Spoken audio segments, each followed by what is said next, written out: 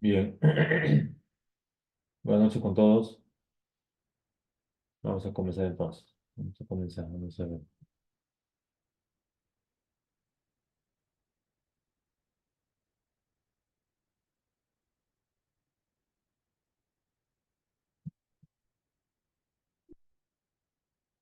Bien, entonces comenzaremos revisando la sesión pasada. Vamos a ver.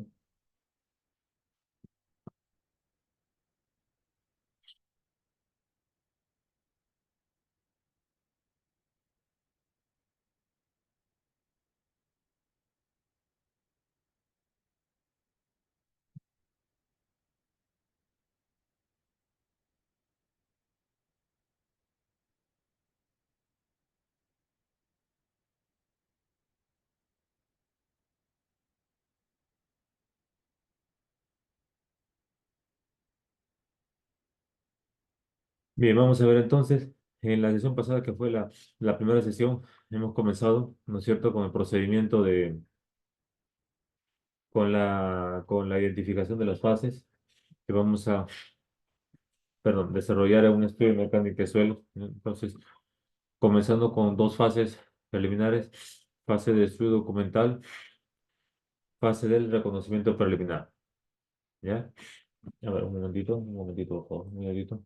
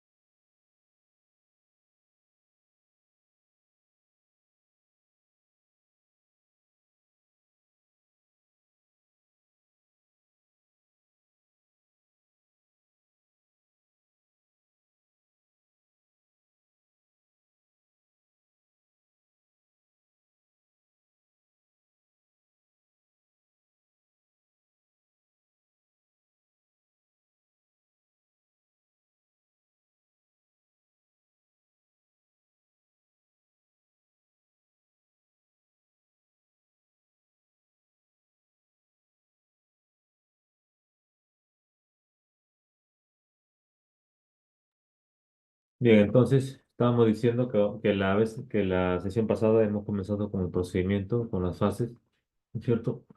Y luego hemos comenzado con lo principales, las principales preguntas que vamos a formularnos sobre los ensayos que vamos a realizar, cuántos ensayos en campo, a qué profundidad, van a estar ubicados, qué ensayo de laboratorio, etcétera, ¿no? Entonces, hemos respondido, me parece que todas estas preguntas, ¿no?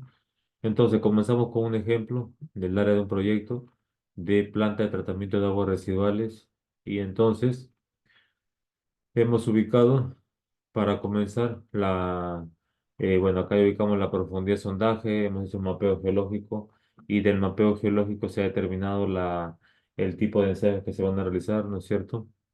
Ensayo de estación geomecánica en el macizo rocoso, ¿no? Luego de esto, ¿no?, cómo generamos un perfil estratigráfico, ¿no? Y estábamos viendo los ensayos de campo que vamos a realizar. Tenemos el ensayo de DPL, el ensayo SPT, ¿no es cierto? Las correcciones que vamos a realizar en el ensayo SPT y ahí nos hemos quedado, ¿no? Muy bien. Vamos a continuar entonces. Vamos a continuar.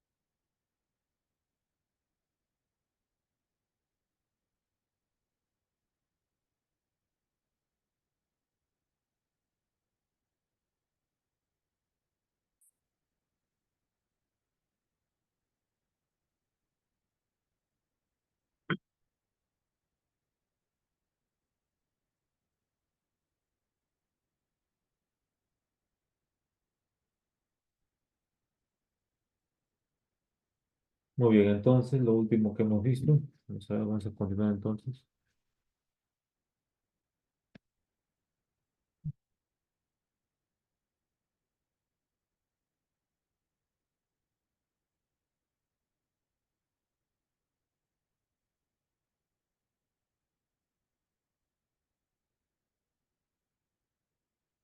Voy a apagar la cámara.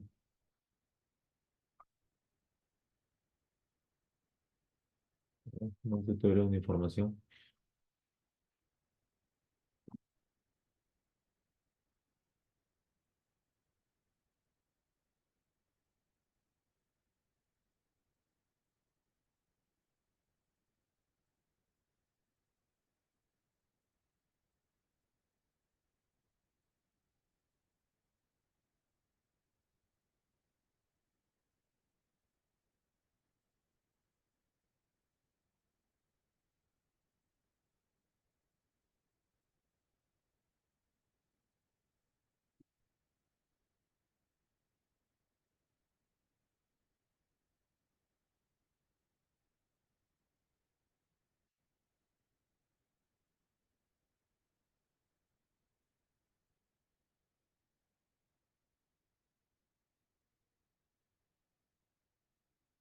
Bien, lo último que habíamos visto era en relación con el ensayo SPT, ¿no es cierto? Entonces, habíamos visto que del ensayo SPT, ¿no? Que este ensayo es un ensayo de penetración que va a correlacionar el número de golpes, ¿no es cierto?, para obtener diferentes propiedades, ¿no es cierto? Entonces, ¿qué cosa se va a obtener con el NLSPT? Con el NLSPT, con el NLSPT, ¿ya? Se puede obtener mediante correlaciones el ángulo de fricción interna, ¿ya? Que es un parámetro del criterio de ruptura de Mohr-Coulomb. Se puede correlacionar para obtener el OCR, cohesión no drenada, eh, densidad relativa o compacidad, etcétera, ¿no? De modo elasticidad, etcétera. ¿Ya? Entonces, muy bien, muy bien. Vamos a ver, entonces, al ensayo del SPT se le hacen unas correcciones debido a las variaciones, como ya hemos dicho, ¿no?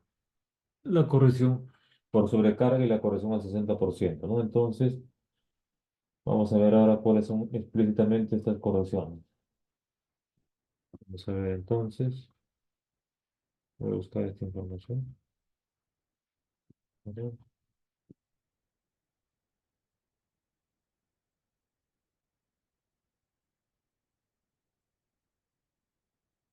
un momentito, voy a abrir un archivo, por favor.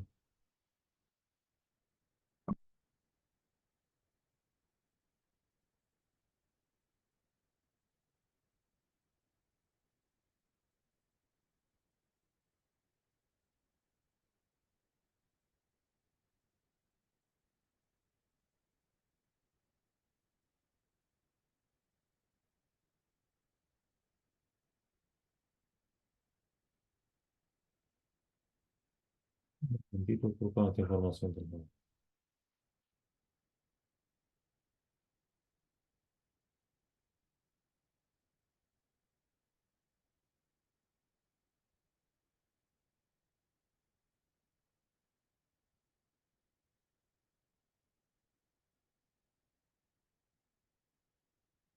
Ya, perfecto.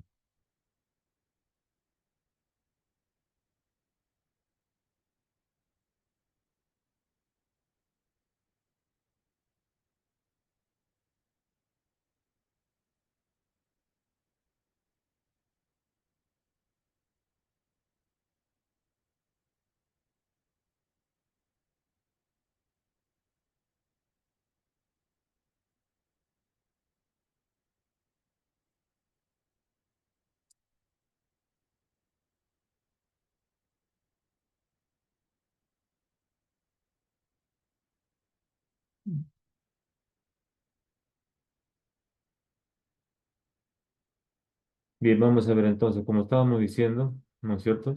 Al n, ¿de acuerdo?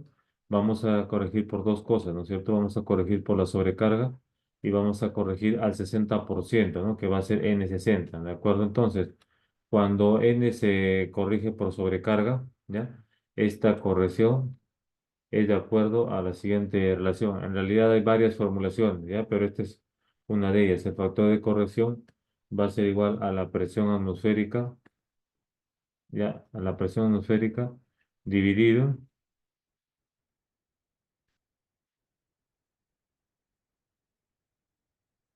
entre el esfuerzo efectivo, ya, raíz cuadrada, o sea, elevado a la 0,5, ¿no? Entre el esfuerzo efectivo elevado a la 0,5, no sea raíz cuadrada, ¿no es cierto? Muy bien. Entonces, esta va a ser una relación que se empleará. Ya, entonces voy a colocar aquí, hay otra correlación, ¿no? Este es una relación, esta es una fórmula para corregir por sobrecarga. Sobrecarga. Para corregir por sobrecarga. ¿Ya? Muy bien, entonces, luego de esto tenemos las siguientes correcciones por energía, ya que son estas de aquí, ¿ya? Al 60% típicamente, ¿ya? Van a ser CE, CB, CR y CS. Y estos van a depender, esto van a depender, van a estar en función de las características de ejecución del ensayo. Si es un ensayo que se realiza típicamente con el trípode, tendrá un factor de energía del 60%, o sea, se empleará factor de corrección de 1. ¿De acuerdo? Eh, Luego, equipos de mayor eficiencia, el factor de corrección va a ser mayor a 1, ¿no es cierto? Porque van a ser menos golpes para requerir para profundizar la misma profundidad, ¿no es cierto? Para penetrar la misma profundidad va a requerir menos golpes porque es más eficiente, lógicamente, ¿no? Bien, entonces, luego la corrección por la longitud de la varilla debido a la pérdida de energía por la varilla, lógicamente, ¿no es cierto? Y luego, dependiendo del diámetro de la perforación, típicamente, si es de 4 pulgadas, entonces sería 1, ¿no? Y si es el muestrador simple del muestrador estándar, entonces sería factor de corrección 1. Entonces, tenemos acá los factores de corrección y y la corrección por sobrecarga, de tal manera que vamos a tener lo siguiente, de tal manera que tendremos, ya algo así. Por ejemplo, este es el resultado de un ensayo SPT realizado en campo, entonces se tiene acá N de SPT de campo, registro de N del SPT de campo, acá se tiene el esfuerzo efectivo del suelo, ¿ya? El esfuerzo efectivo del suelo. ¿Ya? Acá tenemos la corrección por sobrecarga, que ya sabemos que es una función del esfuerzo efectivo, ¿no es cierto? Y acá tenemos el producto de los factores de corrección, ¿no es cierto? CE por CB, CR y CS, y finalmente tenemos acá el N1 corregido por sobrecarga del 60%, ¿no? Entonces, ¿por qué corregimos por sobrecarga del 60%? Lo corregimos para estandarizar, como su nombre lo dice, el estado estándar, ¿no? Para estandarizar la resistencia en función del número de golpes, ¿no? Entonces, ya, de esa manera se realiza. Muy bien, vamos a ver entonces. Luego, en la norma peruana, el ensayo SPT es considerado para, a partir de este ensayo, obtener otros parámetros. ¿Ya? Entonces, vamos a ver, de acuerdo a la norma peruana,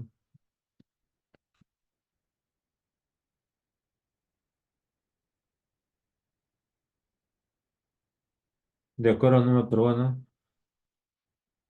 el ensayo SPT es empleado para obtener otros parámetros. Es empleado para obtener, ¿ya? Por ejemplo,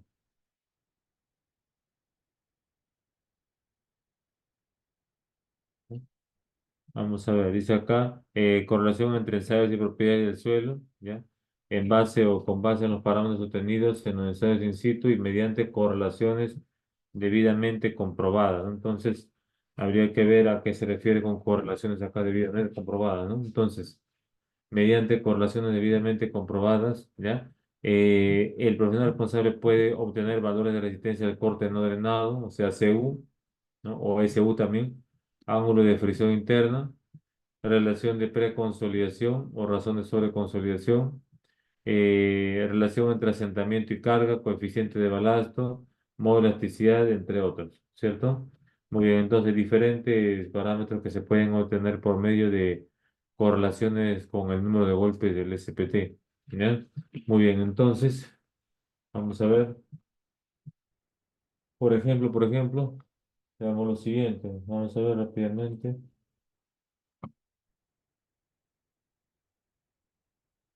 La siguiente referencia.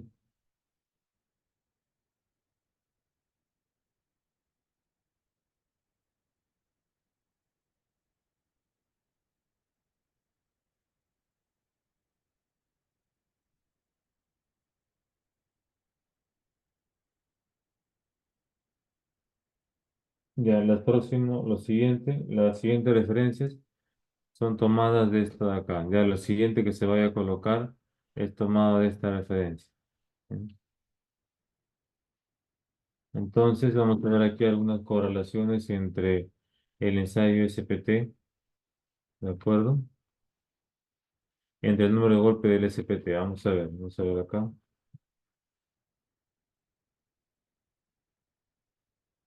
Vamos a ver. Standard Penetration Test. Vamos a ver acá. Vamos a ver.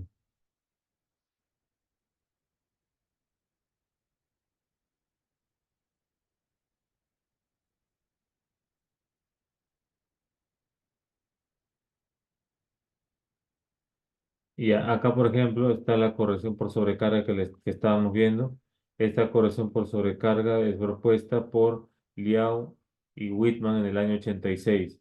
Luego hay otras correcciones por sobrecarga han sido propuestas por Skempton en el año 86 también. Entonces acá hay otras correcciones, ¿no? Otras más incluso, ¿no? Como se había indicado, ¿no? Y en todas ellas están dependiendo del esfuerzo efectivo, ¿no? Está bien, entonces, a manera de ejemplo voy a colocar así nomás, ¿no? Entonces, estas correlaciones, ¿ya?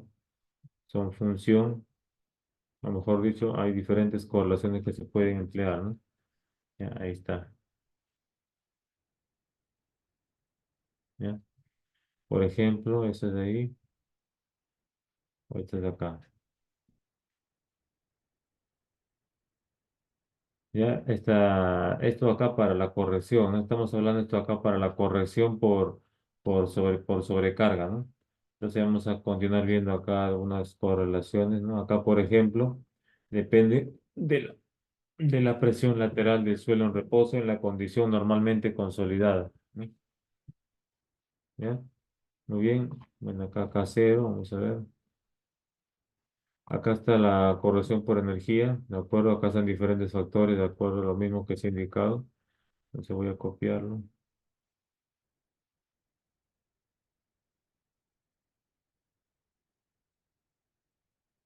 ¿No? Ahí está. ¿No? Muy bien, muy bien. Vamos a ver. Vamos a pasar esto.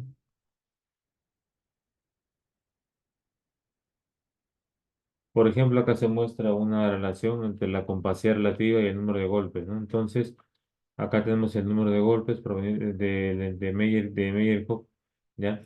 En función del esfuerzo efectivo y por lo tanto podemos obtener la densidad relativa, ¿no? En función del número de golpes, ¿no? Por ejemplo, ¿no? La compacidad relativa, ¿no?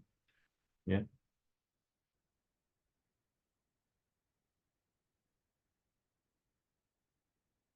¿Para qué nos sirve la compasión relativa o cómo lo podemos emplear? La compasión relativa lo podemos emplear para obtener la densidad seca, ¿no? De manera indirecta, ¿no? Porque mediante el ensayo de compacidad relativa, no mediante el ensayo de compacidad relativa, podremos tener o mejor dicho, podremos tener una densidad suelta, ¿no? De este material y una densidad compactada, ¿no? Entonces, y como ya tenemos la compacidad relativa en campo, podremos saber cuál sería su densidad seca, ¿no? ¿Cuál sería su densidad seca, ¿no? Por ejemplo, para eso lo podríamos emplear. Luego, vamos a ver un poco más en función del N. Otra formulación de la compacidad relativa. Ahora la compacidad relativa en función ahora el ángulo de flexión en función de la compacidad relativa. Vamos a ver, acá el ángulo de función en función de N, etcétera, etcétera, ¿no? Acá, por ejemplo, hay otra relación en función de N1, N corregido por sobrecarga, ¿no? Entonces, como estamos viendo, hay muchas formulaciones que se han desarrollado, ya no solamente para el ángulo de fricción interna, sino también para todo lo demás, ¿no? Módulo de elasticidad, etcétera, ¿ya? Muy bien, entonces, Vamos a ver. Ahí está. Relaciones, ¿no es cierto? Bien, muy bien, muy bien. Entonces creo que ya hemos pasado. Bien, entonces, vamos a ver. Vamos a ver. Vamos a ver.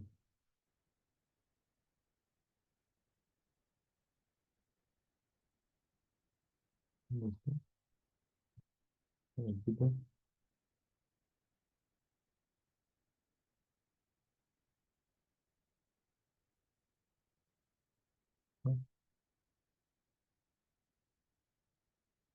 Ya, muy bien. Entonces, vamos a ver, luego de esto, vamos a ver rápidamente también el ensayo CPT. El ensayo CPT es una herramienta que nos permite obtener de manera continua la resistencia del suelo mediante la fricción por punta y mediante la resistencia de la penetración por punta y la resistencia de la penetración lateral por fricción lateral, ¿ya? Luego también este ensayo CPT se puede incrementar o implementar un sistema de sensores en la punta de tal manera que se cuantifique la presión de poros. Entonces, ¿qué se consigue con la cuantificación de la presión de poros? ¿No? Lo que conseguimos es poder identificar, ¿no?, más claramente la característica cohesiva de un suelo. Entonces, en el caso, por ejemplo, de una arcilla blanda, podremos identificarlo en función del incremento de la presión de poro, ¿no? Entonces, hay un incremento de la presión de poro, entonces y además, lógicamente, de haber relacionado con otros ensayos directos, ¿no? Otros ensayos directos también, ¿no? Ya, por ejemplo. Bien, muy bien. Luego de esto hay otros equipos, otros ensayos que también se pueden realizar en campo, ¿no? Además de los indicados, ¿no? Por ejemplo, el ensayo de veleta, ¿no es cierto? O también el ensayo de presiómetro, ¿ya? Que se emplea principalmente para determinar características de rigidez, ¿ya? Entonces, para determinar características de rigidez podemos emplear este ensayo, ¿ya? ¿Y en qué casos emplearíamos características o se requeriría características de rigidez? Esto se requeriría cuando el análisis geotécnico implique deformaciones, por ejemplo, estabilidad de taludes o también asentamiento eh, para, para cimentaciones sobre suelo granular, por ejemplo. Entonces, para obtener el módulo de elasticidad del suelo, ¿no? O la estimación para el parámetro de la elasticidad, ¿no? Entonces, el módulo de elasticidad no es un parámetro del suelo en realidad, ¿no? ¿No es cierto? Bien, vamos a ver. Muy bien, entonces, luego de esto hemos visto estos ensayos de campo, además de los ensayos que hemos visto en la lección pasada. Muy bien, entonces, antes de ver los ensayos de laboratorio, ya vamos a ver lo siguiente, presten atención. Entonces, adicionalmente, estos ensayos directos también se pueden emplear ensayos indirectos, ¿ya?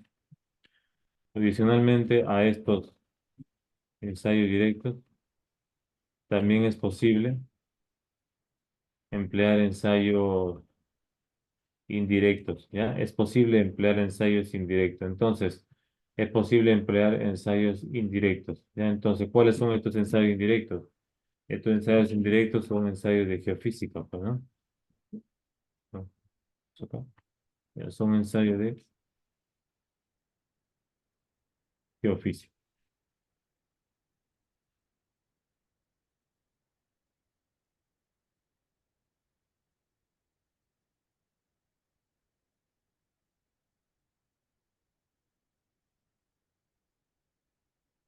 ¿ya? Muy bien. Entonces, ¿cuáles son estos ensayos de geofísica que se emplean en la ingeniería práctica? Vamos a ver. Entonces voy a mostrar mi información. Vamos a ver.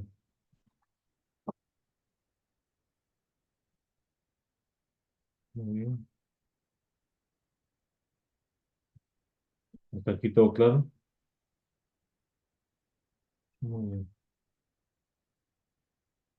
Vamos a ver cuál es el principio o cuál es, en qué se basa o en qué se fundamentan los ensayos de geofísica. Vamos a ver. Bien, presten atención.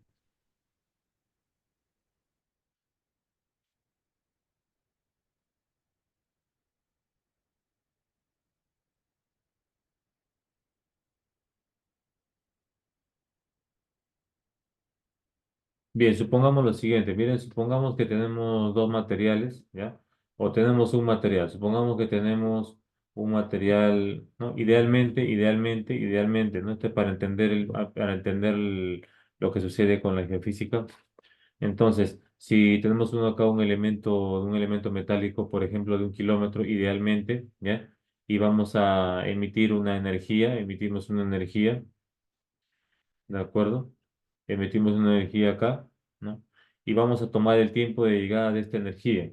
Tomaremos ahora el tiempo de llegada de esa energía. ¿Cuánto tiempo toma en llegar esta energía a este punto? Entonces vamos a decir, por ejemplo, que ese tiempo de llegada ha sido 2,5 segundos, ¿no es cierto? Bien, ahora supongamos otra cosa. Ahora supongamos que este mismo material ya no es acero, sino ahora supongamos que es madera, ¿no? Madera con la misma longitud, ¿no es cierto? Entonces también se va a aplicar energía, ¿ya? Se va a aplicar energía en esta punta, ¿no es cierto? Y se va a cuantificar el tiempo de llegada. Entonces, el tiempo de llegada aquí, ¿no? Sin conocer de algunas cuestiones físicas, intuitivamente vamos a saber que va a ser diferente, ¿no? Y lo más probable es que el tiempo de llegada acá en la estructura metálica sea menor. Es decir, aquí el tiempo de llegada fue mayor. ¿Por qué? Ahora no vamos a analizar, ¿no? Entonces, tiempo igual a 10 segundos. ¿Qué quiere decir eso? ¿Qué quiere decir eso? Estamos viendo que el tiempo de llegada, de alguna manera, puede caracterizar el material, ¿no? ¿No es cierto? Entonces, el tiempo de llegada puede caracterizar el material.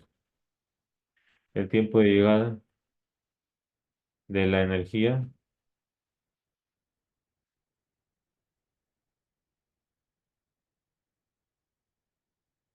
puede caracterizar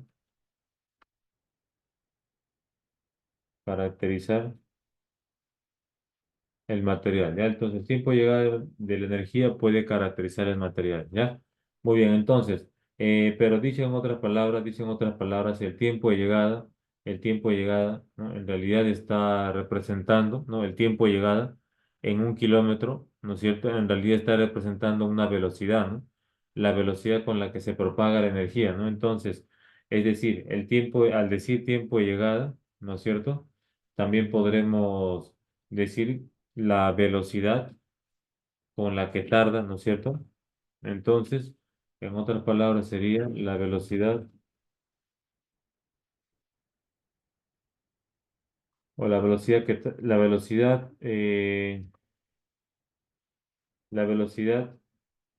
que, que tiene,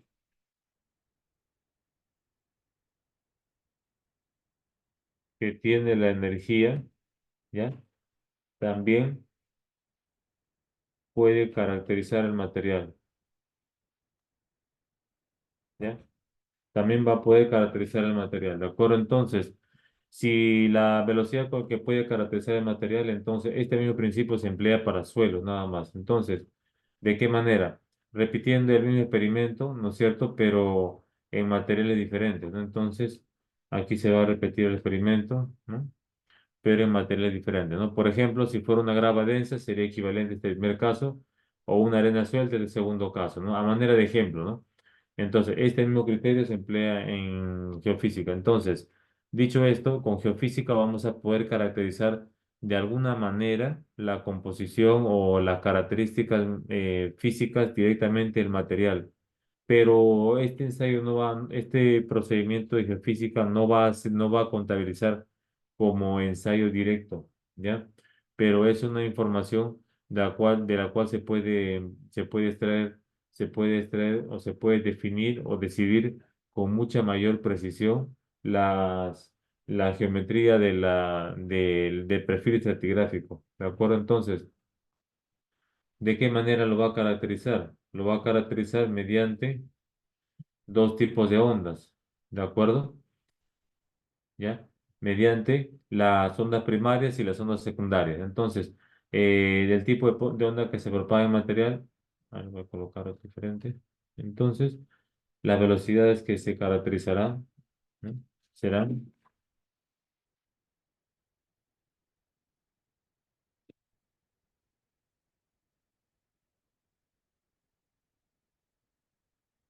serán velocidad primaria y velocidad secundaria. ¿Ya? Muy bien, entonces la velocidad primaria, también conocida como velocidad volumétrica, onda de cuerpo, onda volumétrica, onda longitudinal, ¿ya? O si no, simplemente onda primaria.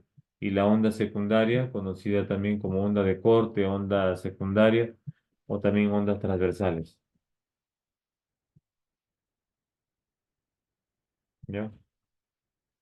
Muy bien, entonces, ¿ya? Acá estaría, ¿ya? Bien, muy bien, entonces, ¿de qué manera se caracterizaría? Vamos a ver.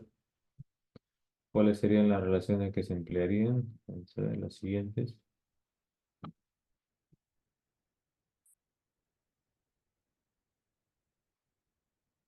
Pero antes de ver las relaciones, ¿no? Vamos a ver en qué consiste rápidamente estos ensayos, ¿no? ¿Cuáles serían estos ensayos que se emplearían? ¿Ya? Entonces, los ensayos que en geofísica se emplean eh, para obtener algunas propiedades relevantes en ingeniería geotécnica son el ensayo de refracción sísmica, ¿ya? Para obtener la velocidad de propagación de ondas primarias, velocidad de propagación de ondas primarias, ¿ya? Y el ensayo de más W, que se emplea para obtener de manera indirecta la velocidad de propagación de las ondas secundarias de Rayleigh en realidad, pero se le lleva mediante relaciones a las ondas secundarias, ¿ya? Entonces, mediante estas dos relaciones, ¿ya? Donde la velocidad de onda primaria es mayor que la velocidad de onda secundaria, ¿ya? Se va se va a colocar 24 geófonos, 24 geófonos espaciados una distancia que depende de la longitud, de la profundidad a la que se alcanzará el sondaje, ¿de acuerdo? Estos geófonos, ¿cuál es su función? Simplemente su función va a ser cuantificar el tiempo de llegada de la energía que se emita por medio del golpe de un martillo, ¿ya? Sobre un plato metálico. Entonces, estos geófonos son los siguientes, ¿ya? Ahí están los geófonos, ¿de acuerdo? ¿Ya? Bien. Muy bien. Luego, ¿de qué manera emplearemos estos ensayos de MAVE doble y refracción sísmica? Vamos a ver.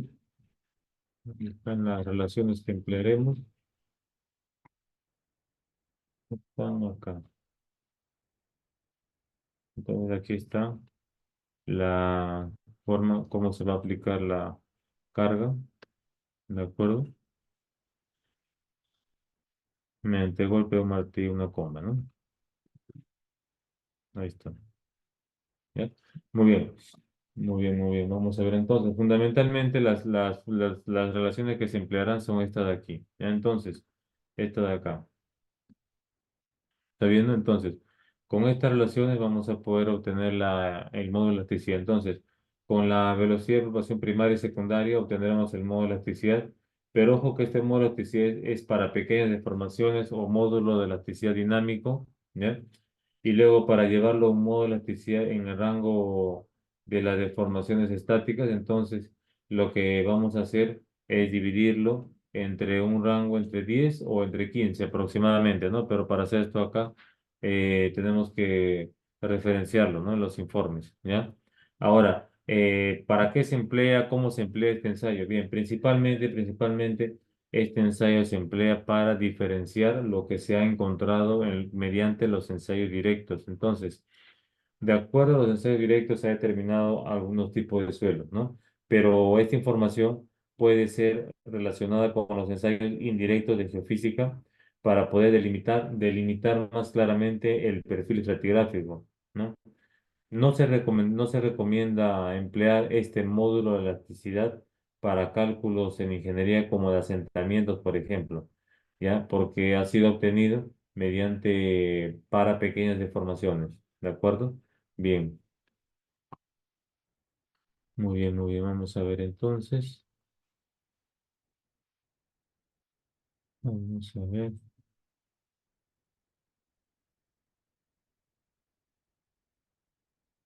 Muy bien. Bien, entonces vamos ahora con los ensayos de laboratorio de la norma el 050. Muy bien. ¿Hasta aquí todo claro? ¿Una pregunta? Muy bien.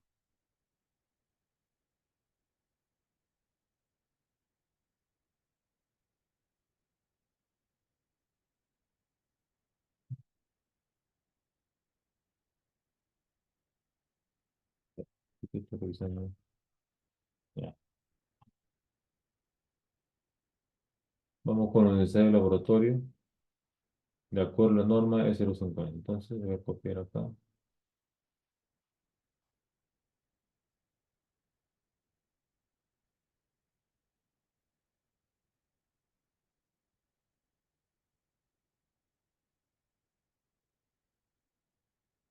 Bien, vamos a ver entonces. Los ensayos de laboratorio, ¿ya? En este caso estamos tomando como referencia, de acuerdo a la norma, es 050. ¿Ya? Estos ensayos se pueden dividir fundamentalmente en tres grupos: ensayos de clasificación, ensayos especiales y ensayos químicos. O podría ser hasta dos grupos nomás. ¿Ya?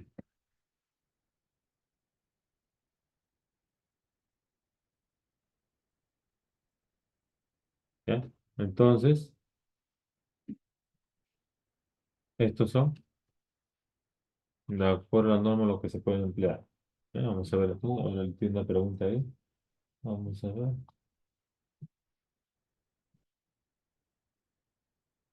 No lo sé, no habría que ver la propuesta, no hay pregunta a su compañera sobre la nueva norma.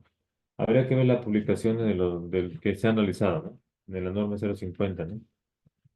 Me parece que lo de la geofísica están hablando para la norma 030, pero vamos a ver, vamos a ver. Bien, entonces, como estábamos diciendo acá, en la universidad de laboratorio, de lo que podemos realizar de acuerdo a la norma 050, lo podemos dividir fundamentalmente en ensayos de clasificación que implican granulometría, peso específico relativo de partículas sólidas, límite de consistencia, peso volumétrico, suelo cohesivo, ¿ya? Muy bien, entonces vamos a ver uno de ellos o alguno de ellos, ¿ya? Entonces, método de ensayo para contenido de humedad, también bastante conocido, ¿no? El ensayo de contenido de humedad, análisis granulométrico. Entonces, en el análisis granulométrico podemos realizarlo por tamizado o sedimentación, ¿ya? Entonces, se recomienda, se recomienda en un suelo fino realizar el análisis granulométrico por sedimentación para obtener el porcentaje de arcilla, ¿ya? Con el porcentaje de arcilla podemos tener alguna información relevante sobre el comportamiento posiblemente expansivo, ¿ya? O podríamos tener alguna información adicional con otros parámetros que dependen de la arcilla, ¿de acuerdo? Que se encuentran también en la referencia que les he mostrado hace un momento.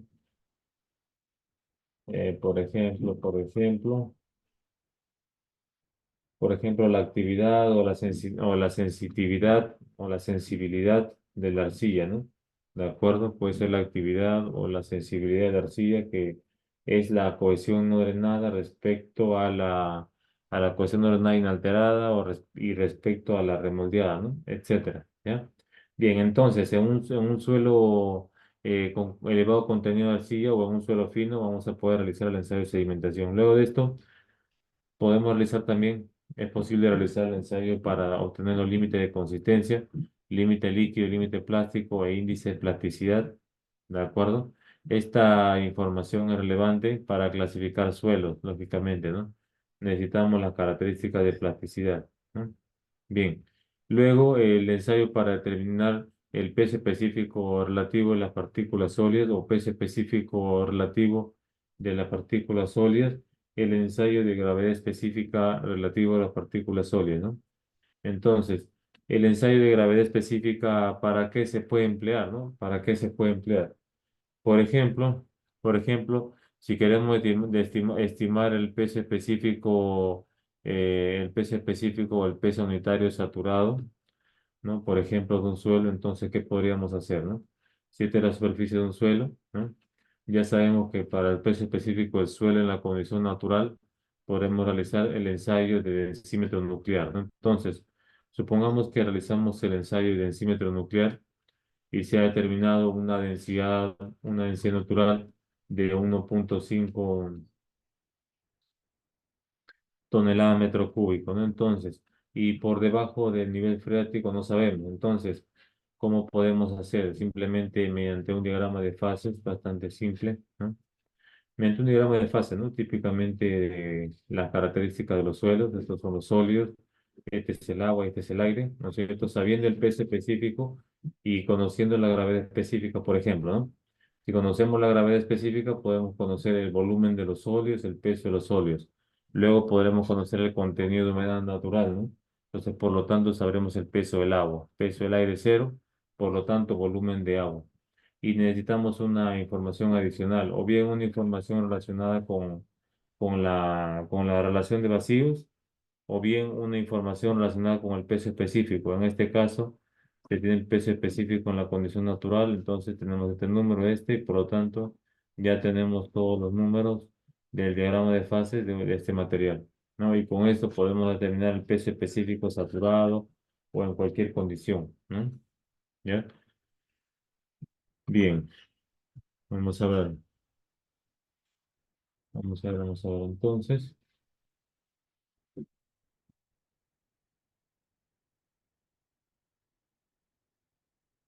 Luego de esto, tendremos el ensayo ya. El ensayo de método para clasificación de suelo con propósito de ingeniería, es decir, para clasificación con el método SUX, ¿de acuerdo? Peso volumétrico suelo cohesivo también, obtenido una muestra de suelo fino en estado inalterado. Entonces, una muestra en suelo fino en estado inalterado, ¿ya? Se va a tallar en campo y esa muestra va a ser empleado para diferentes fines. Entonces, podrá ser empleado, por ejemplo, para eh, ensayo de compresión axial no confinada o límite de consistencia o ensayo de granulometría por sedimentación o el ensayo del peso volumétrico suelo cohesivo, ¿cierto? Que fundamentalmente consiste en conocer su peso volumétrico, no su peso específico o peso unitario. Luego, factor de contracción de suelo mediante el método de mercurio, ¿de acuerdo? Eh, de esto de acá, principalmente para suelos donde hay variación de volumen, variaciones volumétricas, ya, antecedentes de suelos con variaciones volumétricas. Luego, método de ensayo para la compactación de suelos, típicamente bastante conocido el ensayo Proctor, ensayo que se realiza para rellenos estructurales, ¿no es cierto? En procedimiento donde haya compactación de suelo, ¿no? Rellenos estructurales, ¿ya? Luego, la descripción e identificación de suelos, este es un procedimiento visual, manual, ¿cierto? Método de ensayo normalizado para la identificación del contenido de sales solubles totales, sales solubles en agua y agua subterránea. Entonces, también tendremos que determinar la cantidad de componentes de sales en el suelo, ¿cierto? Para analizar si este tendrá implicancias sobre la estructura, ¿no? La estructura de concreto armado o concreto simple, ¿no? En la estructura del concreto armado va a corroer el acero potencialmente, ¿no? En el concreto simple va a producir, por ejemplo, salitre, ¿no? Y en ese caso reducción de la reducción de la resistencia, ¿no? Bien, entonces, luego el método normalizado de ensayo para propiedades de consolidación. el ensayo de consolidación o ensayo edométrico, ¿no? Entonces también bastante útil el ensayo de consolidación o ensayo edométrico, ¿ya? Entonces, del ensayo edométrico o ensayo de consolidación no solo vamos a poder obtener información del proceso de consolidación como coeficiente de consolidación vertical, sino también otros parámetros de elásticos, ¿ya? Por ejemplo, el módulo edométrico.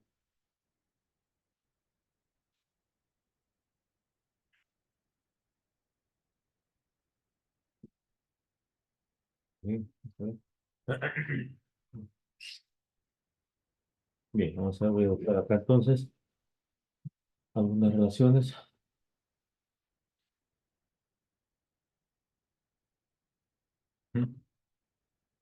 Bien, entonces vamos a ver, vamos a ver antes de ver el módulo edométrico, ¿no?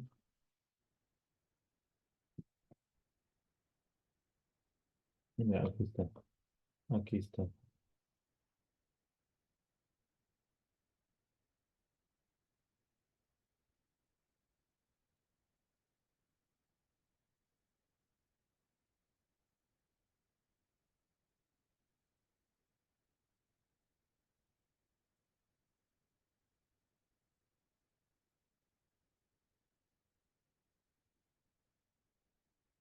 ¿ya?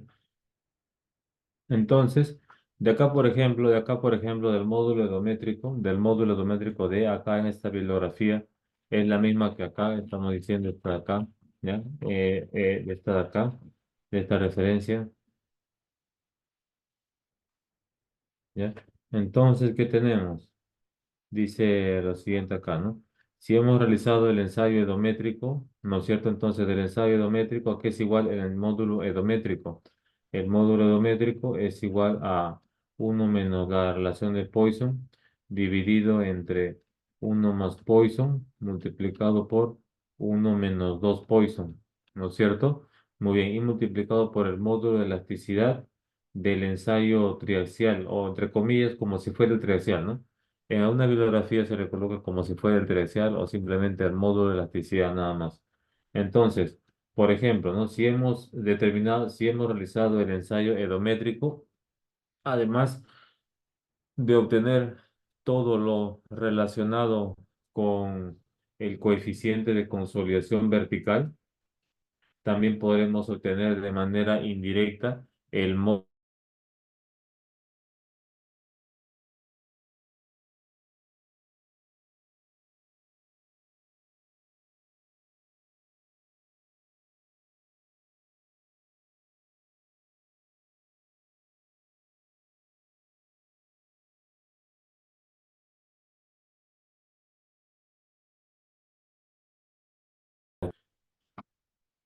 Luego de esto, tendremos también, vamos a ver. Luego de esto tendremos también el ensayo normalizado para la medición del potencial de colapso, ¿ya? Esto para suelos obviamente potencialmente colapsables, ¿no? Entonces, ¿cómo determinamos el potencial de colapso? Bueno, preliminarmente un suelo se puede identificar como potencialmente colapsable, ¿no? Dependiendo de su relación entre la plasticidad y la densidad seca, ¿ya? De acuerdo a, a una referencia que se ubica en la norma de 0,50, ¿ya? Ya lo vamos a ver entonces cuando veamos suelo colapsable. Bien. Luego de esto, ¿ya? Ensayo de compresión triaxial consolidado no drenado para suelos cohesivos. Ensayo de compresión triaxial no consolidado no drenado para suelos cohesivos. Bien. Entonces, del ensayo triaxial CU y UU. CU y UU. Entonces, estos ensayos, el ensayo triaxial CU y ensayo triaxial UU, podremos determinar siguientes parámetros de resistencia. Entonces, del ensayo CU podremos determinar los parámetros en condiciones totales y los parámetros en condiciones efectivas, ¿ya? Del ensayo U vamos a poder determinar la cohesión no drenada y la fricción no drenada. Esto para suelos cohesivos. ¿De acuerdo? Muy bien. Entonces, eh, ¿en qué casos emplearemos estos ensayos? Este ensayo triaxial lo vamos a emplear, o en general la selección del ensayo triaxial va a depender de cuál es el modelamiento del suelo en campo, si tiene un comportamiento drenado o potencialmente un comportamiento no drenado, ¿no? Entonces, fundamentalmente la selección, ¿ya? Del método, vamos a ver, o del tipo de triaxial, ¿no? Fundamentalmente la selección del tipo de triaxial, ¿ya? Fundamentalmente la selección del tipo de triaxial depende del comportamiento o depende de cómo sería, cómo sería el comportamiento del suelo ante la aplicación de carga, ¿no? Entonces, ¿cómo sería el comportamiento del suelo ante la aplicación de carga? ¿No sería un comportamiento drenado, el suelo saturado, o un comportamiento no drenado, ¿no? Entonces, en realidad, en la ingeniería práctica, o en realidad, no hay una distinción entre drenado y no drenado, ¿no? Sino son casos idealizados, ¿no? Vamos a ver, entonces, una manera de ejemplo, cómo podemos determinar o cuantificar esta diferencia. Vamos a ver, vamos a ver. Esta referencia, ¿dónde se encuentra? Aquí está, un momentito. Vamos a ver. Ujú. Vamos a ver.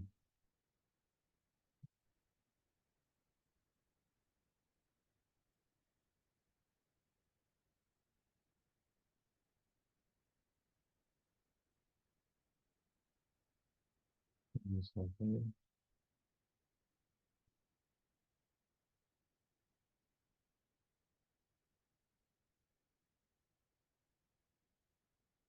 Un momentito. Por la información, por favor.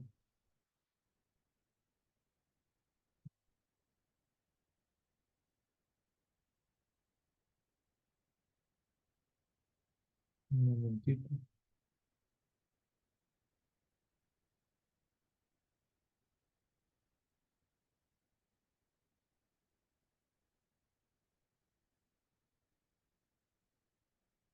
Un momentito.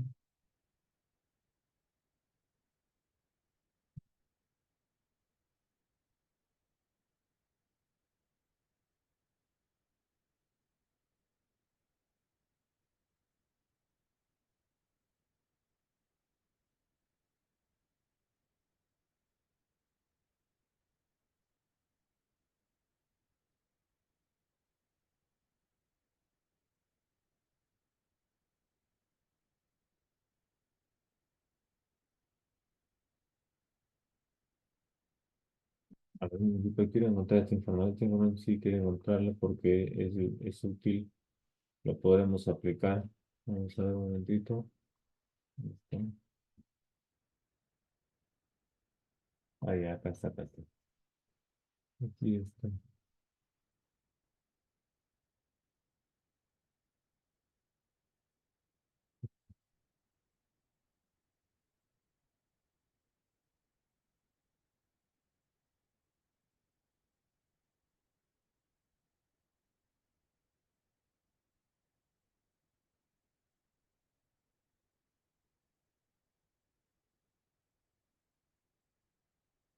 Bien, presten atención, presten atención. Entonces, una forma como vamos a poder determinar el comportamiento drenado o no drenado o aproximar para saber si tendría un comportamiento drenado o no drenado, ¿ya? Es mediante el siguiente criterio. Voy a copiar una información acá. Vamos a ver.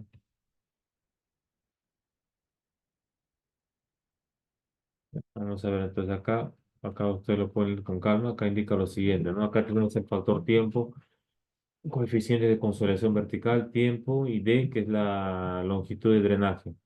¿Ya? Bien, entonces ahora dice acá lo siguiente, ¿no? Si el factor tiempo es mayor a 3 es razonablemente considerar un comportamiento drenado y si es menor a 0.01 consideraremos no drenado, ¿no? Entonces, por ejemplo, si estamos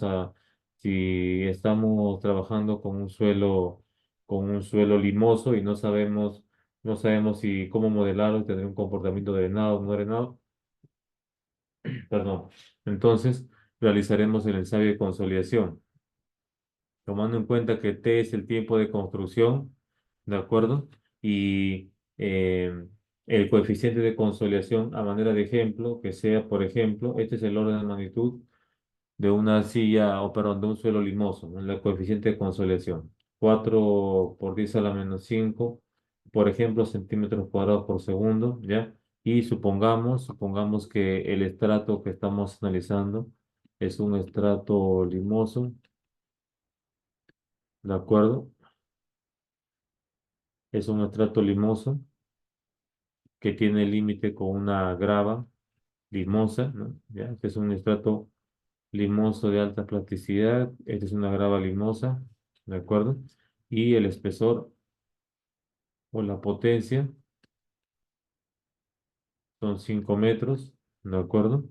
Entonces la profundidad o la longitud de drenaje, ¿no? En este caso, CD ya lo tenemos, T, el tiempo de construcción, vamos a decir que es medio año, 0,5 años, y la longitud de drenaje es la mitad en este caso, la mitad de 5, ¿no?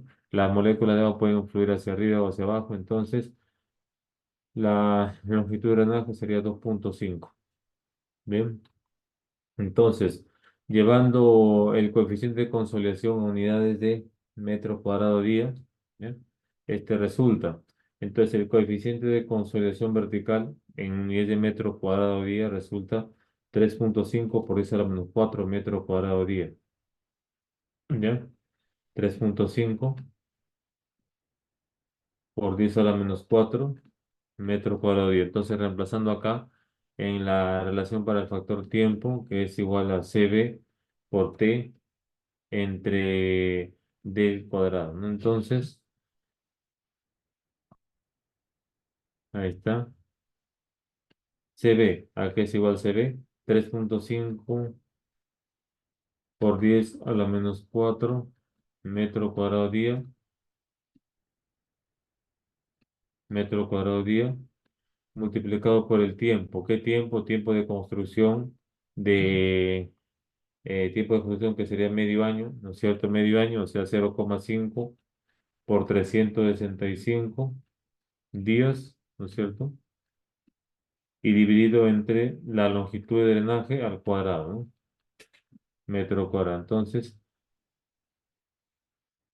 operando rápidamente, y en este caso, el factor tiempo resulta 0,01.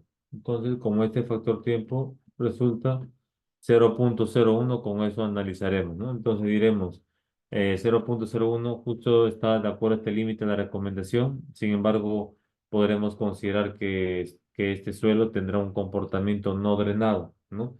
Debido al factor tiempo que se muestra, ¿ya? Muy bien, muy bien, muy bien. Vamos a ver entonces. Eso en relación con el enseo tercial. Del enseo tercial podemos obtener fundamentalmente parámetros de resistencia totales, parámetros de resistencia efectivos. ¿Ya? Luego podremos definir si el suelo tendrá un comportamiento drenado o no drenado en función de esta relación, por ejemplo. Entonces, ¿de qué depende si el suelo tiene un comportamiento drenado o no drenado? En realidad va a depender del tiempo en el que, o de que si se genera exceso de presión de poros o no, ¿no? Pero este es un concepto teórico, ¿no es cierto? Que ocurre en un instante inicial, ¿no? Entonces, en realidad el proceso no es exactamente como, eh, como indica en el procedimiento de consolidación, ¿no es cierto? es una idealización, además todo lo que está viendo, ¿no? ¿De acuerdo? Bien, muy bien. Vamos a ver entonces. Continuamos. Entonces ya hemos visto que el 3 podemos obtener bastante información sobre parámetros de resistencia. Además también de estos ensayos podremos obtener la variación de la eh, variación de la presión de poros con la deformación con la deformación en sentido vertical. ¿Ya? Muy bien. Y con el ensayo CD, ¿no? Que ahí no está indicado en la norma, ¿no? En la norma no indica en el ensayo CD, ¿no? Entonces, si no está indicado en este caso en la norma de 0,50, entonces no se podría realizar, ¿no? Sin embargo, se puede realizar este ensayo, ¿no? Se puede realizar este ensayo, ¿no? Y ahí dependerá de la decisión o el criterio del profesional responsable para aceptar esta información o no, ¿no es cierto? Bien. Este ensayo de ACD se realiza típicamente en suelos granulares, ¿ya? Y con el ensayo 3ACD se obtiene parámetros efectivos, nada más, ¿no? Parámetros efectivos, ¿ya? Entonces, eh, ¿en qué caso se emplearía CD? En el caso de que se desee hacer el modelamiento o la calibración de un suelo granular, por ejemplo, ¿no? ¿Ya? Bien, vamos a ver. Luego de esto estamos viendo acá método de ensayo de resistencia a la compresión no confinada en suelos cohesivos. Entonces, podemos realizar el ensayo de compresión axial no confinada en suelos cohesivos, ¿ya? Para obtener el parámetro CU, que es la cohesión no drenada. Con la cohesión no drenada podemos realizar diferentes diseños, ¿no? En condiciones totales, ¿no es cierto? En condición no drenada, ¿no? Luego, método ensayar para la determinación cuantitativa de sulfatos solubles en suelos y agua subterránea. Acá, como el nombre lo dice, fundamentalmente para determinar o para contabilizar la cantidad de sulfatos, ¿ya? Solubles en agua, en suelo, perdón, y en suelos y agua subterránea, ¿no? ¿Ya? Luego, método ensayar para determinar el potencial de hinchamiento, ¿no? O determinación de hinchamiento unidimensional, ¿no? Entonces, en este ensayo, para determinar un hinchamiento unidimensional típicamente realizado para suelos donde se ha determinado que han presentado expansión o hinchamiento, ¿ya? Se realiza en función precisamente del porcentaje de arcilla y porcentaje de arcilla y, vamos a ver, en el eje Y de la norma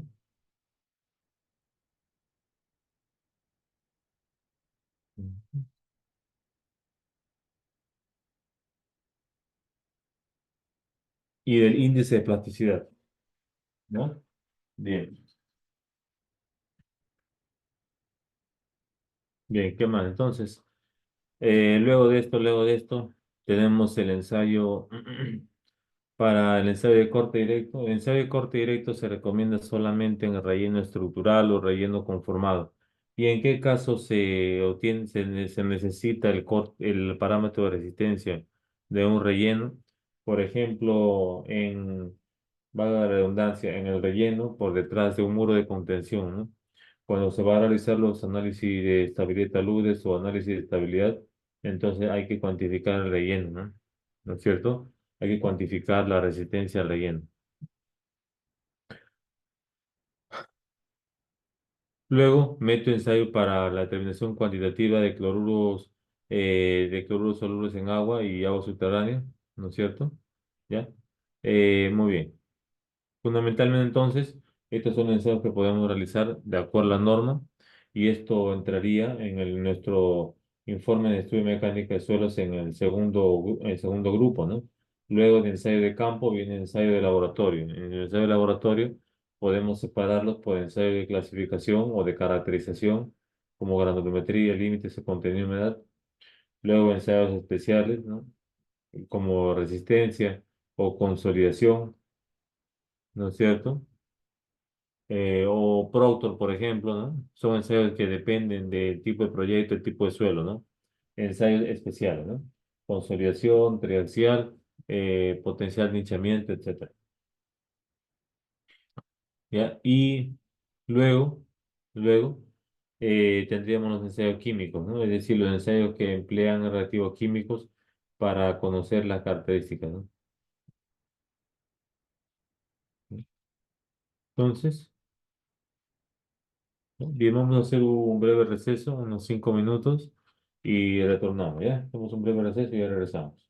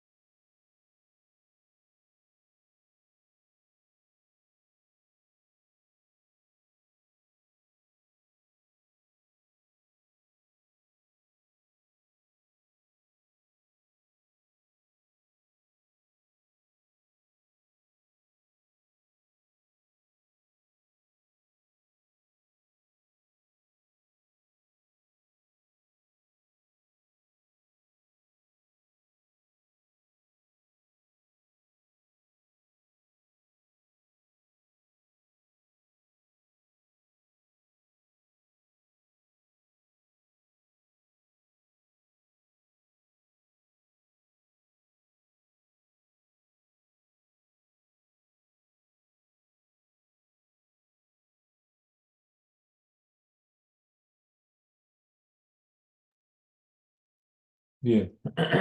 Continuamos entonces. Vamos allá. Vamos a ver entonces.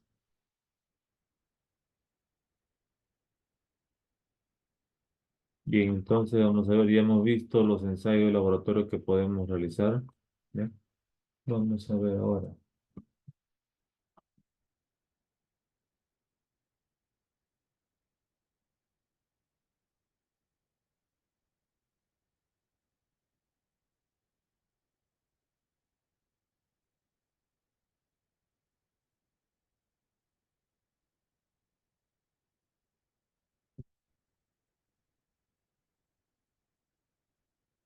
Bien, vamos a ver entonces, en un estudio de mecánica de suelos, en un informe de mecánica de suelos, hemos incluido los ensayos de campo, ¿no es cierto? Los ensayos de laboratorio, ¿ya? Ya sabemos que los ensayos de laboratorio también lo vamos a definir dependiendo de la finalidad, ¿no? Pero siempre vamos a realizar los ensayos de clasificación, ¿no es cierto? O de caracterización, ¿no? Análisis granulométrico, límite de consistencia, fundamentalmente eso, ¿no? Se recomienda realizar también gravedad específica relativa a los sólidos, ¿no? Muy bien, muy bien. Entonces, ya hablamos de los puntos de exploración, ¿no es cierto? En relación con la norma, ahora veamos lo siguiente, ¿no?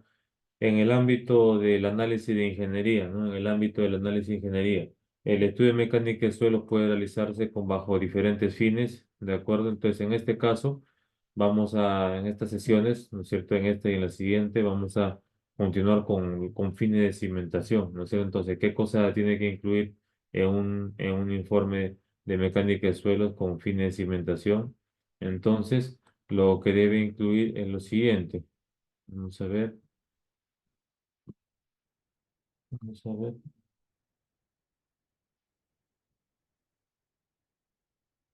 ¿Ya? Bien, entonces ya hemos hablado del ensayo de campo y laboratorio, ¿no? Ahora veamos los ensayos o mejor dicho, el procedimiento para diseño de cimentaciones superficiales, ¿no es cierto? Que sería el que es el análisis de ingeniería que se realiza en un estudio de mecánica de suelos con fines de propuesta de cimentaciones superficiales, ¿no es cierto? Bien, muy bien, muy bien. Vamos a ver entonces. Vamos a ver, de acuerdo a la norma 050, dice acá lo siguiente, ¿no? Primero comienza con los asentamientos, ¿no? Dice acá, antes de esto, dice para la elaboración de las conclusiones del estudio mecánico de suelos y en el caso o en caso de contar con la información de las cargas de la edificación se consideran para el cálculo del factor de seguridad de cimentaciones se utiliza como cargas aplicadas a la cimentación, la carga de servicio, etcétera, eso lo vimos, ¿no? Ya hablamos también del metrado de cargas, 020, ¿de acuerdo? Bien, para el diseño de cimentaciones superficiales se va a realizar mediante dos criterios, ¿ya? El diseño de cimentaciones superficiales se realiza mediante dos criterios, el criterio de carga y el criterio de servicio, ¿ya? Criterio de carga, criterio de carga y criterio de servicio, ¿ya? Criterio de carga y criterio de servicio, ¿de acuerdo?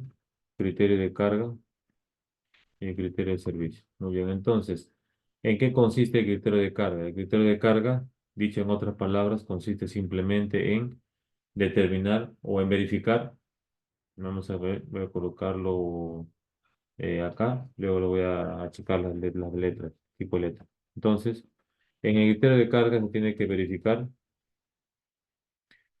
que la carga aplicada no supere un admisible, una carga admisible, una carga admisible. ¿Ya? No supera una carga admisible. Muy bien. ¿Ya? No supera una carga admisible. ¿Y qué cosa es una carga admisible, no? ¿Qué cosa es una carga admisible? Vamos a ver entonces.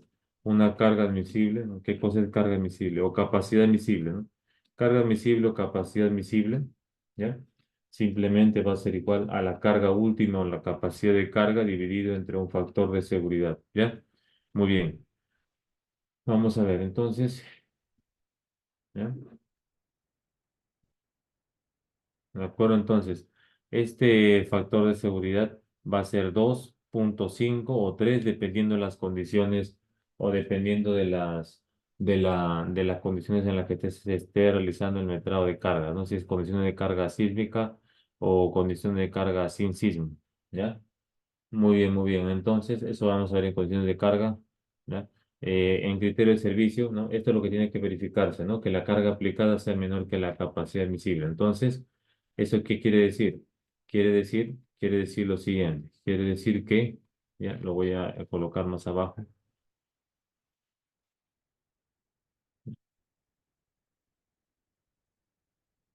¿Esto qué quiere decir? El criterio de carga quiere decir que la carga aplicada, ¿ya? Sea menor, sea menor que la capacidad admisible. ¿De acuerdo? Bien, y esta capacidad admisible, ¿a qué es igual? La capacidad admisible es igual a la capacidad de carga. La capacidad admisible es igual a la capacidad de carga o la capacidad última dividido entre un factor de seguridad. ¿De acuerdo? Que en el caso de la norma, este factor de seguridad es, o estos factores de seguridad son los siguientes.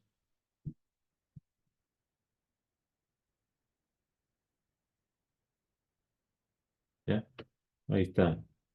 Entonces, si se está realizando un análisis en condiciones de carga estática, entonces el factor de seguridad es 3, ¿ya? Si está realizando en condiciones de carga de sismo, entonces el factor de seguridad es 2,5. Entonces, eh, luego, miren, presten atención. ¿Qué significa esto? Significa que si la carga aplicada se realiza considerando o sin considerar, vamos a colocar sin sismo, entonces aquí el factor de seguridad va a ser 3, ¿no? 3. Luego hacemos el mismo procedimiento, obtenemos nuevamente la carga aplicada y ahora tenemos que verificar que sea menor que una capacidad admisible, ¿no es cierto? Pero cuando la carga aplicada considera sismo, ¿no? Con sismo, voy a colocarlo así nomás, con sismo, entonces esta carga admisible ¿a qué va a ser igual? Va a ser igual a lo mismo, ¿no? A la capacidad de carga igualita, a esta misma capacidad de carga, pero dividido entre 2,5 nada más, ¿no? Pero esta es la capacidad de carga, es esta misma, ¿no? Es esta misma capacidad de carga. Entonces, ese es el primer criterio, criterio de carga, ¿ya? Muy bien. Entonces, luego de este criterio de servicio, ¿en qué consiste el criterio de servicio? Simplemente, el criterio de servicio consiste en que la estructura no se asiente. Voy a colocarlo demasiado, entre comillas, ¿no? Es decir, el criterio de servicio es el criterio de asentamiento, el cual en la norma está gobernado o está regido por la distorsión angular, ¿de acuerdo? ¿Y qué cosa es la distorsión angular? La distorsión angular simplemente es lo siguiente. Esta distorsión angular, para el segundo criterio, que es el criterio de servicio, ¿ya?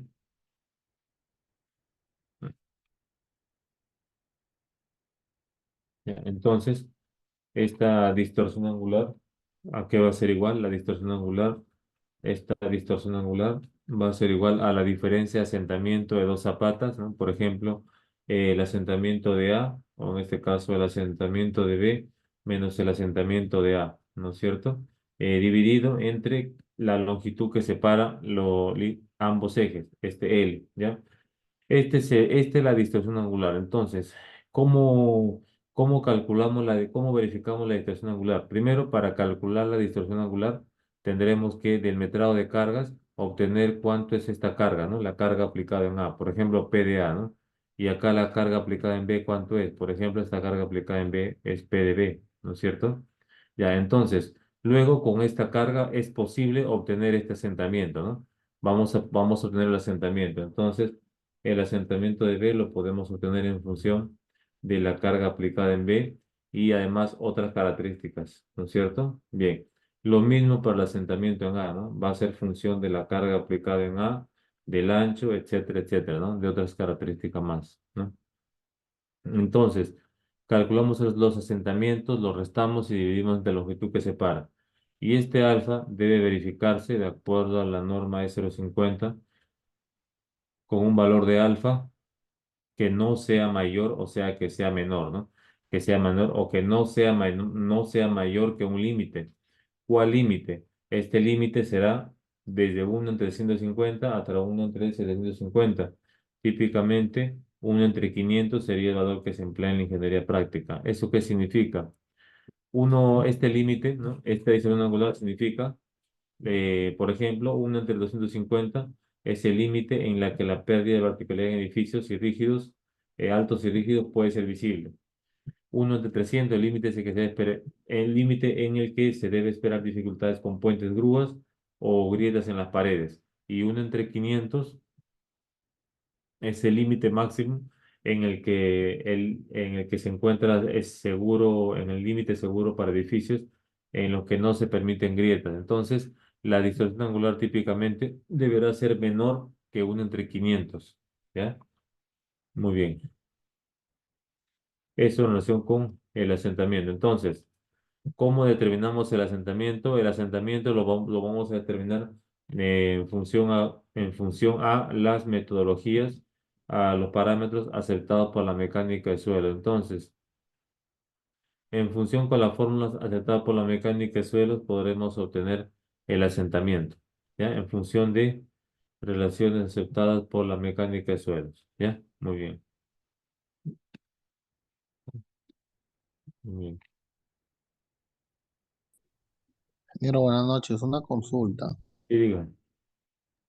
¿Y hasta cuánto es lo permisible tener ese resultado en asentamiento? Ya, acá tiene que calcularse, ¿no? Como ya se indicó, depende de cada caso, ¿no? Depende de cada caso. Por ejemplo, supongamos lo siguiente, ¿no? Si queremos calcular cuánto sería el asentamiento máximo para un suelo granular. Entonces, por ejemplo, ¿cuánto sería el asentamiento máximo para un suelo granular, ¿no? ¿Cuánto es el número máximo con el que vamos a comparar? Entonces, para esto podemos partir de 1 entre 500, ¿no? Si 1 entre 500 es el límite, entonces diremos que el alfa que calculemos tiene que ser menor que 1 entre 500, ¿no? Tiene que ser menor que 1 entre 500, ¿no es cierto? Entonces, este alfa es el asentamiento diferencial dividido entre la longitud que separa. Y supongamos que en el plano la longitud que separa son 8 metros, ¿no? 800 centímetros. Entonces, la diferencia de asentamientos entre 800 centímetros debe ser menor que 1 entre 500. Entonces, por lo tanto, el asentamiento diferencial tiene que ser menor, está dividiendo 8 entre 5, 2, ¿no? Oh, perdón, sería eh, 1,6. 1,6 centímetros, 1,6 centímetros, ¿no? 1,6 centímetros. Entonces sería acá alfa menor, o el asentamiento, perdón, el asentamiento diferencial menor que 1,6 centímetros. Entonces, si este es un suelo granular, acá dice la norma, ¿no?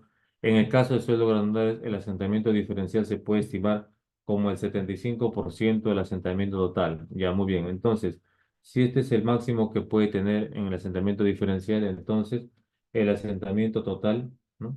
Dice que se puede estimar como el 75% del asentamiento diferencial, ¿no? ¿No? Dice que el asentamiento diferencial es el 75% del asentamiento total. Entonces, el asentamiento total, ¿no?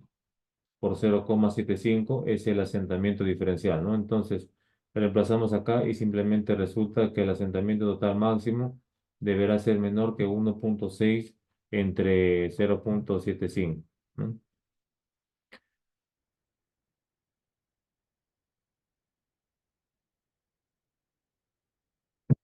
O sea, menor que 2,1, ¿no? Menor que 2,1 centímetros. Entonces, con este parámetro usted podría comenzar, ¿no? Por ejemplo, ¿no? Por ejemplo. ¿No? Pero esto parte de la distorsión angular, ¿no? No parte de el valor máximo del asentamiento, ¿no? Que típicamente se considera 1 pulgada, pero eso es porque se ha presentado en la ingeniería práctica como asentamiento, como valores de carga admisible para asentamientos de 1 pulgada, ¿no? Pero el asentamiento no máximo no es 1 pulgada, sino está definido en función de la distorsión angular como acabamos de ver. ¿De acuerdo? Muy bien. Sí. Inge, una consulta. Yo he visto unos estudios de mecánica de suelo donde el asentamiento lo calculan con unas tablas de acuerdo al tipo de ley, ese, el coeficiente, hay un U y esto, la capacidad admisible también. Es normal calcularlo así? No sé a qué tabla te refieres, ¿no? No sé a qué tabla te estás refiriendo, ¿no?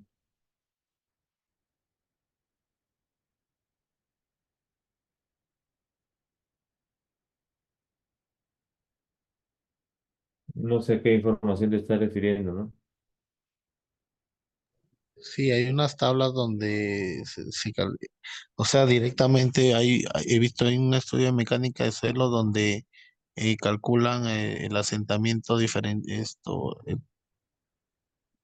el asentamiento máximo permisible. Ya, ya. No, no se obtiene de esas gráficas, ¿no? Esas gráficas son correlación, son un compendio de relaciones de valores de capacidad máxima para asentamientos de 1 pulgada o algo similar, ¿no? Pero no se pueden emplear para obtenerlo, ¿no? Eso es de registros de otro tipo de suelo, ¿no? Eso es eh, para mostrar cómo es la tendencia del asentamiento a 1 pulgada, ¿no? Pero no es la manera como se realiza, ¿no? Dicho sea de paso, el procedimiento o el valor de carga admisible o el valor de presión admisible que podría caracterizar un suelo tampoco se recomienda en la ingeniería práctica, ¿no? Porque el suelo no, o mejor dicho, este concepto de carga admisible es un concepto antiguo en el cual fundamentalmente se aplicaba una carga a un área a una placa de 30 centímetros de diámetro, ¿no? Entonces, no es posible o no se recomienda, mejor dicho, caracterizar el suelo mediante la presión admisible. Lo que sí se puede hacer, ya regresando acá al estudio de suelos, es mediante, en un informe técnico de suelos, asumir valores de presión admisible o de parámetros de resistencia, ¿ya? Pero en un informe técnico de suelos. Bien, dice ahí. ¿Cómo podemos calcular la distribución angular si el cliente no proporciona la carga? Eh, no, tiene que estimarse, pues, no tiene que estimarse. Precisamente ahí está la ingeniería, pues, ¿no? ¿Cómo llegamos a un número? No hay que aplicar el ingenio, pues, ¿no? Entonces, en ese caso tenemos la estructura, pues, ¿no? Tenemos la estructura y tenemos los órdenes de magnitud de los pesos, ¿no? Entonces, podríamos realizar un metrado de cargas, ¿no? ¿No es cierto? Entonces, esa carga es la que va a aplicarse, ¿no? Aproximadamente, ¿no? Y con eso podremos tener una primera estimación, ¿no? Luego ya podremos afinar, ¿no? Pero la recomendación es sí, ¿no? Tener el metrado de cargas o una estimación de la carga aplicada, ¿no? ¿De acuerdo? Entonces, más o menos podremos estimar, pues, ¿no? Cuánto sería la carga que se puede aplicar dependiendo de cada proyecto, ¿no? ¿Ya? Muy bien, muy bien. Otra opción que se realiza en la ingeniería práctica es la siguiente, mira, presten atención. Otra opción que se realiza en la ingeniería práctica es la siguiente. Para no asumir cargas, como lo que se ha mencionado hace un momento, lo que se va a mencionar es sobre todo para suelos granulares que tienen asentamiento, que presentan típicamente rigidez altas. Entonces, lo que se hace es calcular directamente el criterio de carga mediante las formulaciones que vamos a ver a continuación brevemente, basadas en la hipótesis de Tersay, etcétera, o la solución de Tersay. ¿Ya? Entonces se calcula esta carga admisible.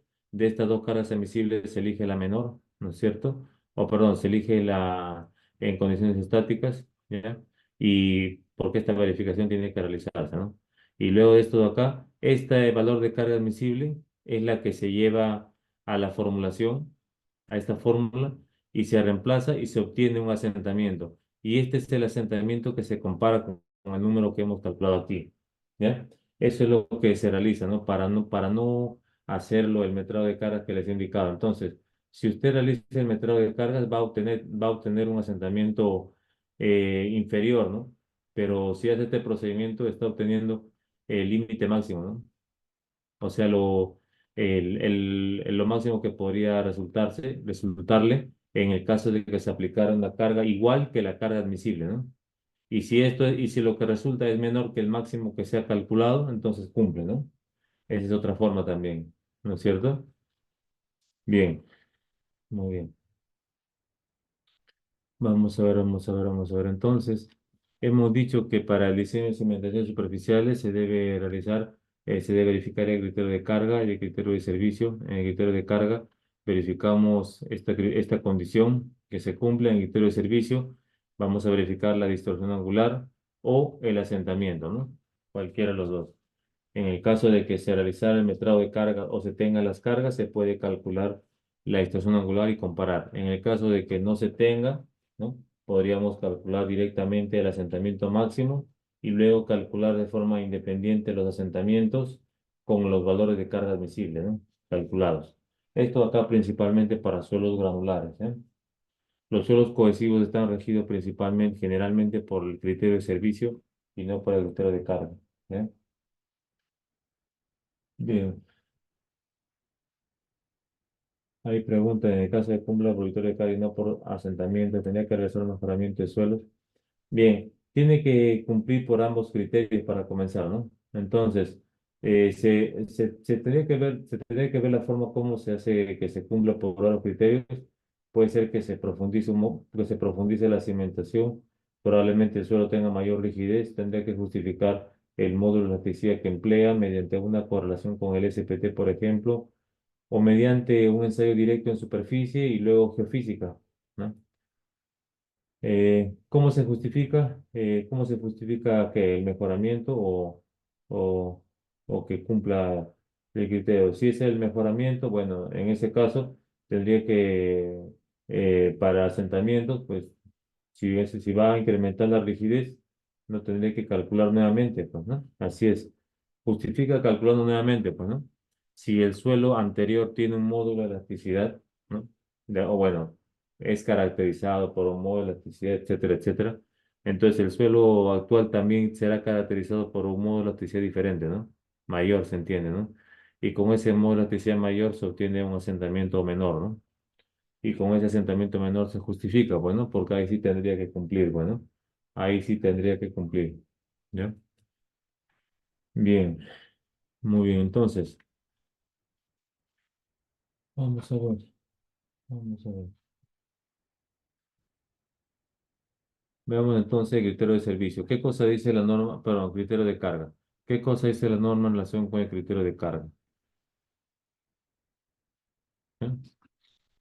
Vamos a ver entonces, cuando realicemos un estudio mecánico de suelo con fines de cimentación, vamos a estimar la capacidad de carga, ¿no? Entonces, para estimar la capacidad de carga, esto lo podemos realizar mediante las relaciones recomendadas por la norma, ¿ya? E 050, en la cual recomienda, vamos a ver, en la cual recomienda los factores de carga y factores de forma y profundidad de Meyer. ¿Ya? Voy a copiarlo acá.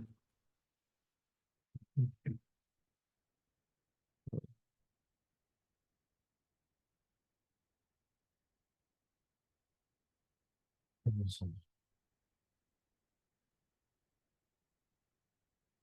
¿ya? Acá está. Factores de carga, factores de profundidad de Meyerhof, ¿de acuerdo? Entonces, para estimar,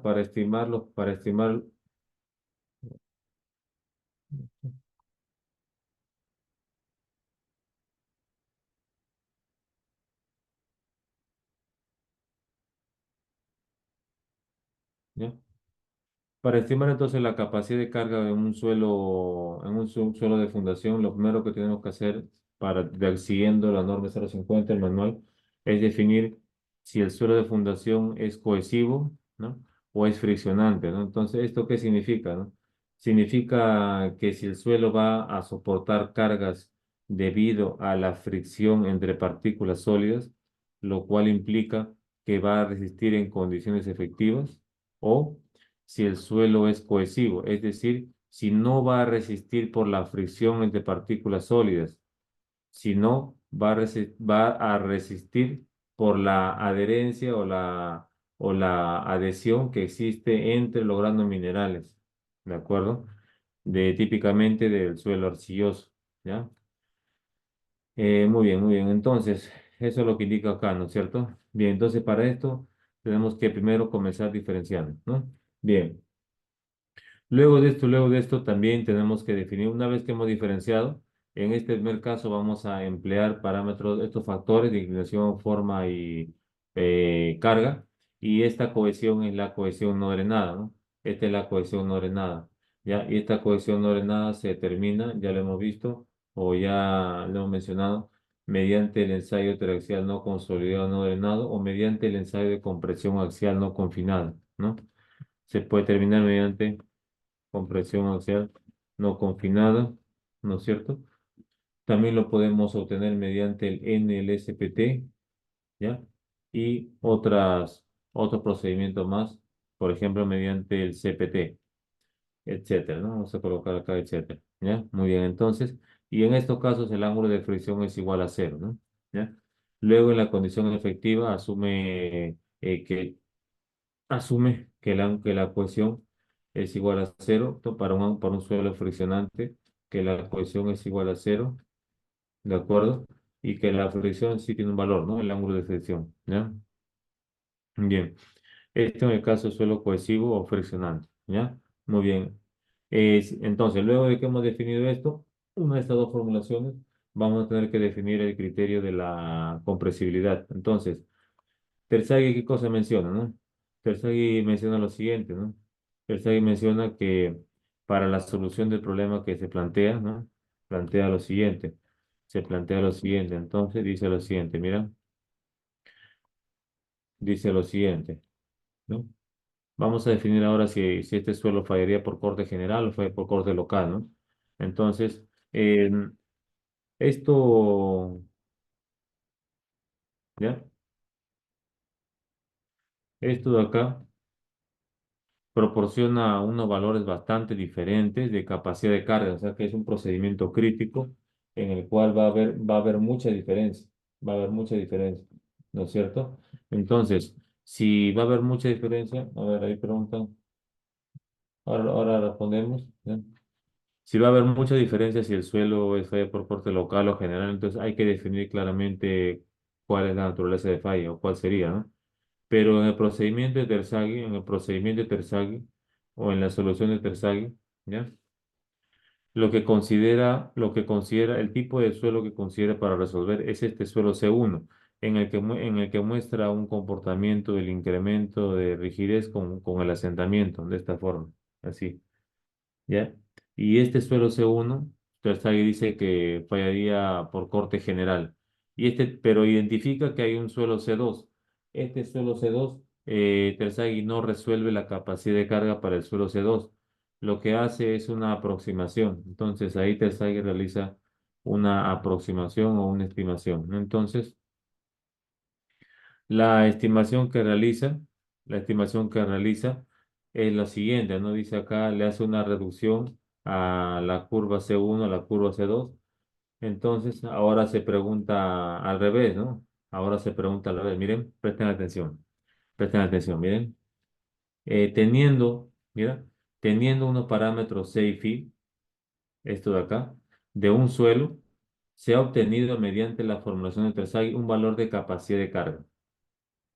Pero, pero, ese valor de capacidad de carga, ese valor de capacidad de carga, ¿ya? Ese valor de capacidad de carga no es el que se muestra en la realidad. Según toda la información y todos los datos disponibles, hasta esa fecha, ¿no? Hasta esa fecha, el valor de capacidad de carga que resulta en campo en realidad, no es este, sino es más pequeño. Ahí está, es este de acá. Y luego Terzai se pregunta, entonces, si el valor de capacidad de carga es este más pequeño, entonces ahora, ¿cuáles serían los C y los phi que le corresponderían a este valor que en realidad es pequeño, ¿no? Sabiendo que empleo este procedimiento, o sea, ¿cuánto tengo que ingresar aquí nuevamente? C y phi reducidos para ahora sí con este procedimiento calcular este valor. Entonces, Tersey resuelve esto matemáticamente mediante un procedimiento de límites, etcétera, y obtiene unos valores mínimos para la cohesión y unos valores mínimos para la fricción.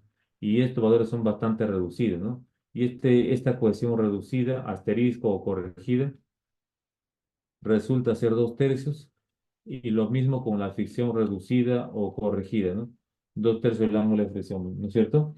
Pero esto Eh, Esto proporciona un salto en el valor de capacidad de carga, ¿no? Como estamos viendo, ¿no? Entonces, por ejemplo, ¿ya? El efecto de la compresibilidad se puede incluir en las relaciones de capacidad de carga planteadas por la norma, respetando esta diferencia, ¿no? Si el suelo es cohesivo o friccionante, ¿ya? ¿Cómo introducimos el efecto de la compresibilidad para no reducir o degradar tanto el valor de la cohesión y la fricción? Esto lo podemos hacer para suelos granulares o para suelos arenosos de la siguiente manera,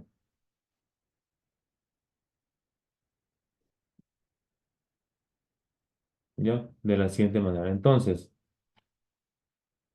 si se tiene, por ejemplo, se presenta o se está, perdón, se está diseñando sobre un suelo arenoso de compacidad suelta, supongamos que, perdón, supongamos que la densidad relativa o compacidad relativa sea, eh, por ejemplo, 40%, sea 40%. Muy bien, entonces podremos, podremos suponer que la falla por corte sería potencialmente falla por corte local, ¿no? De acuerdo a la publicación de Basic, ¿ya? También de esta misma publicación anterior, tenemos que podemos determinar si un suelo tiene una determinada compacidad relativa, si fallaría localmente, general o por funcionamiento. Supongamos que un suelo se encuentra en esta zona, ¿no? Con un 30%, ¿no? O con un 40%, ¿no es cierto?, de compacidad relativa y que la razón entre la profundidad y el ancho sea este número que está acá, ¿ya? Bien, entonces, ahí lo que haremos es reducir los parámetros a 2/3. Sin embargo, podemos reemplazar este coeficiente 0,67 por este otro coeficiente en función de la densidad relativa. Entonces, este nuevo coeficiente, vamos a decir acá, este nuevo coeficiente que va a ser igual, ¿no? Calculándolo será 0,67 más la densidad relativa más 0,4 menos 0,75 más 0,4 menos 0,75 por 0,4 al cuadrado, ¿no? Entonces, ¿cuánto será este coeficiente? A ver, calculando rápidamente, sería 0,67 más 0,4 menos 0,75 por 0,4 al cuadrado. 0,67 más 0,4 menos 0,25 por 0,4 al cuadrado. 0,95. Por ejemplo, acá resulta 0,95, ¿no? Entonces, ¿qué quiere decir? Que ya no vamos a reducir la cohesión reducida a 0,67 la cohesión y la fricción reducida a 0,67 el ángulo de fricción, ¿no? Que son valores mínimos, ¿no? Sino, ahora vamos a reducir a 0,95C, 0,95 phi, ¿no? Pero esto de acá mediante este procedimiento, por ejemplo, ¿no? Mediante esta relación, ¿no? Entonces ahí podremos obtener un valor de eh, reducción diferente, ¿no? ¿De acuerdo? Bien, muy bien, muy bien. Entonces, luego de esto, también podremos introducir diferentes factores, ¿ya? Factores de compresibilidad, ¿ya? Y ya para finalizar entonces la sesión de hoy día, veamos aquí que también es posible introducir para no degradar tanto la capacidad de carga, para este caso para suelos granulares, podremos introducir factores de compresibilidad. Estos factores de compresibilidad, ¿ya? Como su nombre lo dice, dependerán del índice de rigidez. ¿Qué cosa es el índice de rigidez? Vamos a ver,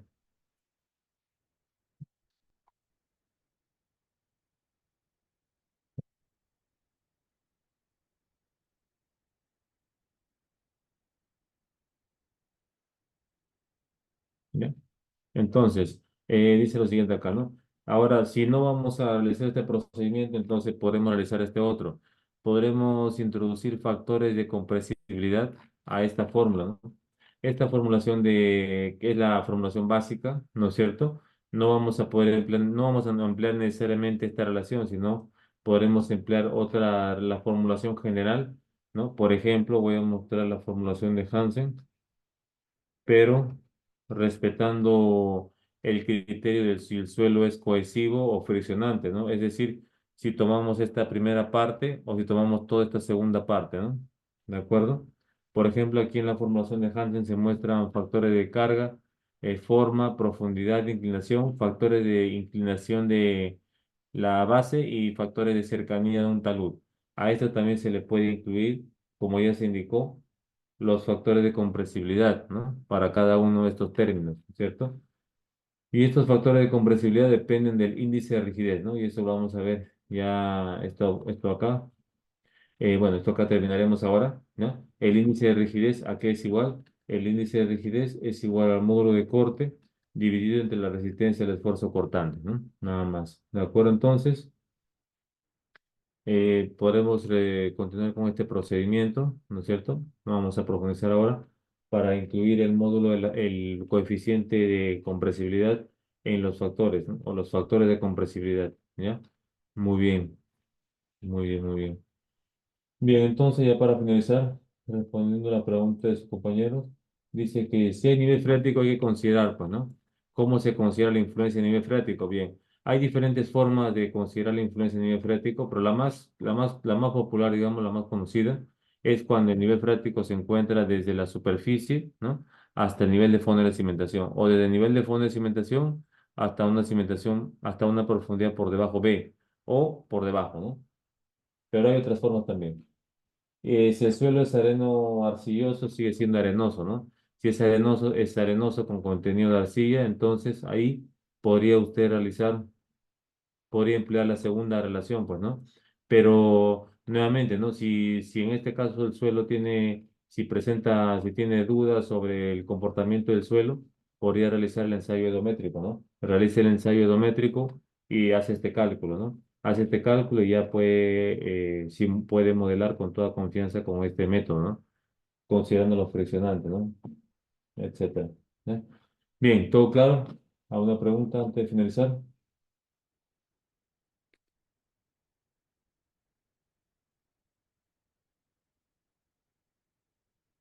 Bien, dicho esto, finalizamos acá entonces. Nos encontramos en la próxima sesión que va a ser eh, el lunes, ¿no? Muy bien, muy bien, gracias por la asistencia. Buenas noches con todos, nos vemos la próxima. Buenas noches. Buenas noches.